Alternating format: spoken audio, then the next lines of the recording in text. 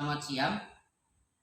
Di sini saya akan melakukan prosedur pemeriksaan ataupun pengukuran salah satu sistem utama mesin, komponen utama mesin.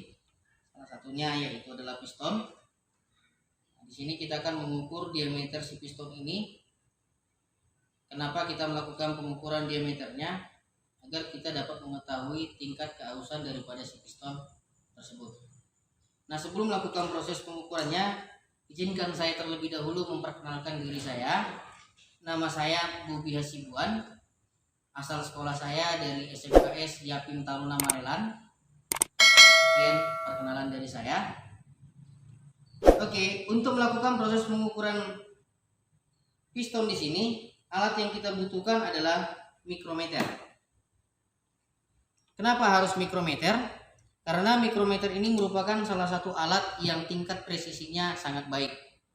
Dikarenakan tingkat ketelitiannya itu adalah 0,01 mm.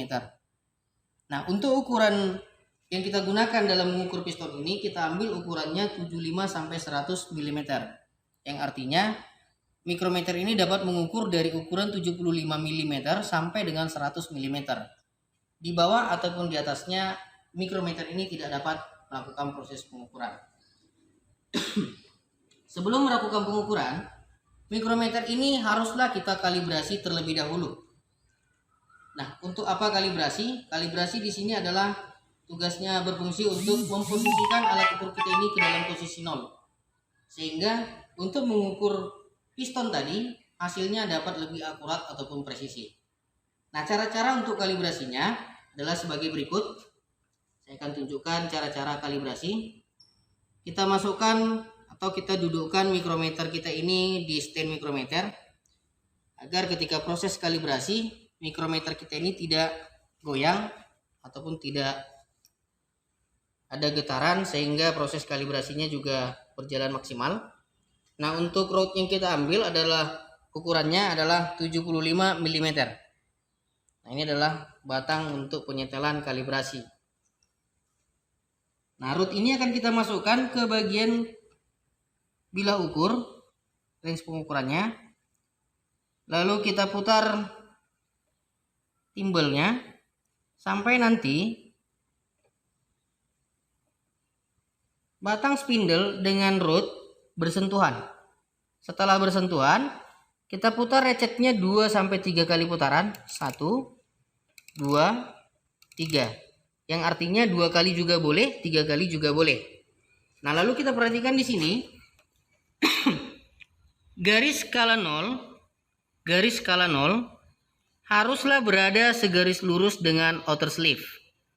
Nah, ternyata di sini setelah kita lakukan proses kalibrasinya, angka 0 di skala timbel tidak segaris lurus. Nah, di sini kita akan memposisikan dia harus tegak lurus. Dengan cara kita putar skala timbelnya sampai benar-benar garis angka 0 segaris lurus dengan outer sleeve, garis batang outer sleeve. Nah, di sini proses kalibrasi sudah selesai.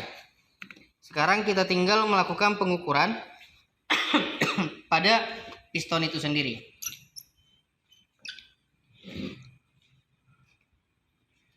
Sebelum melakukan pengukuran pada si piston, kita harus menentukan titik pengukuran pada piston ini. Bagian yang kita ukur adalah bagian sisi rata daripada dinding piston. Jadi ada 2 sisi ratanya. Kita akan ukur di bagian sisi rata ini. Terus kita ambil dari atas ke bawah sebanyak 8 cm. 8 cm dari atas kemari. Nah, di situ adalah titik penyetelan yang tepat untuk mengukur diameter luar daripada si piston. Oke, kita lakukan saja langsung.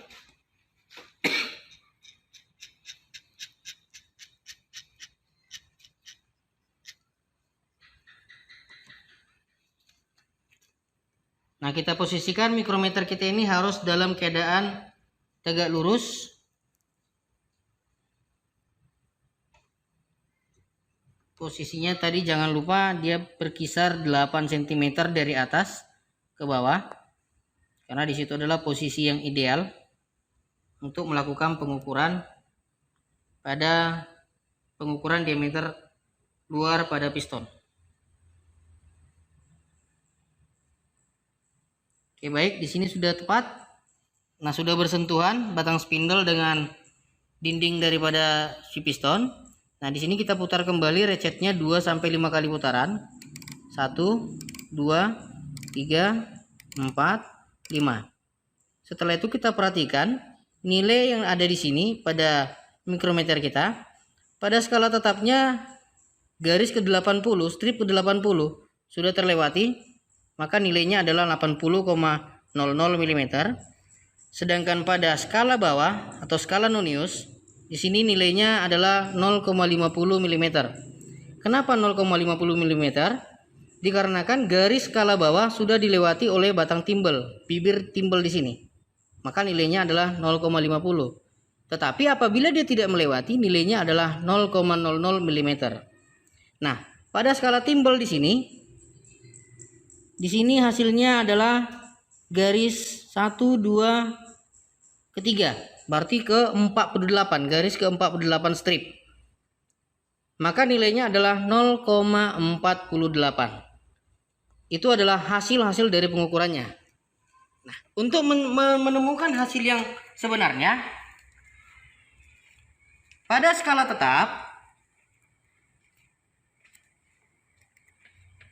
tetap nilai pengukurannya adalah 80,00 mm. Skala nonius sama dengan 0,50 mm dan skala timbel 0,48 mm. Nah, ketika hasil pengukuran ini kita tinggal menjumlahkan saja, maka nilainya adalah 80,98 mm. Inilah hasil pengukuran yang saya dapatkan untuk diameter luar daripada si piston. Nah, hasil dari 80,98 di sini kita tinggal melihat ke spesifikasi yang sudah ada di buku panduan Toyota Step 1 untuk perawatan ataupun pemeriksaan. Untuk standar pada piston dia adalah 80,35. Saya ulangi, untuk standar pada piston, diameter luar piston 80,358 sampai 80,368. Standar keduanya 80,368 sampai 80,378. Standar ketiganya 80,378 sampai dengan 80,388. Yang artinya standar yang diizinkan adalah dari awal sampai akhir di sini adalah 80,358 sampai dengan 80,388. Dalam artinya dikasih range di sini berkisar kurang lebihnya 0,20 mm. Nah, kita tinggal membandingkan ke nilai pengukuran yang saya dapat. Nah, ternyata hasilnya melewati daripada nilai standar, karena di sini adalah nilai standar. Berarti nilai yang saya dapat di sini ini ini masuk ke bagian oversize 0,50. Maka 80,98 mm. Ini adalah hasil pengukuran yang saya dapat. Lalu tinggal kita cocokkan dengan spesifikasi yang diizinkan oleh pabrik sesuai dengan buku panduan. Di sini dikatakan untuk oversize 50 itu 80,858 sampai 80,88. Nah, ternyata hasil pengukuran saya di sini 80,98 mm. Berarti kondisi daripada piston yang saya dapat di sini hasil pengukurannya, kita nyatakan bahwa piston ini sudah melewati keausan yang diizinkan daripada buku panduan kerja dari Toyota. Nah, di sini tinggal kita melakukan proses penggantian komponen yaitu pada torak ini sendiri. Kenapa begitu? Karena sudah jelas juga di sini angkanya adalah oversize-nya 0,50. Jadi di sini saya nyatakan piston ini adalah kondisinya adalah sudah tidak baik dilihat dari hasil pengukuran yang sudah kita dapatkan. Jadi piston ini harus kita ganti ke oversize 100 agar nanti dapat digunakan di dalam mesin sehingga kerja mesin lebih optimal. Baik, sekian prosedur pengukuran diameter luar piston Semoga bermanfaat bagi kita semua. Saya ucapkan selamat siang, salam otomotif.